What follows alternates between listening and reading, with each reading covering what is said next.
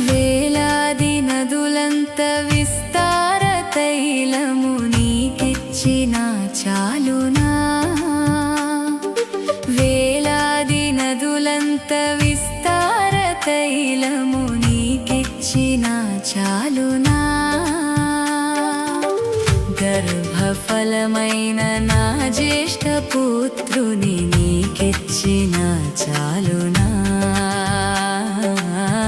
గర్భఫలమైన నా జ్యేష్ఠ పుత్రుని నీకిచ్చిన చాలునా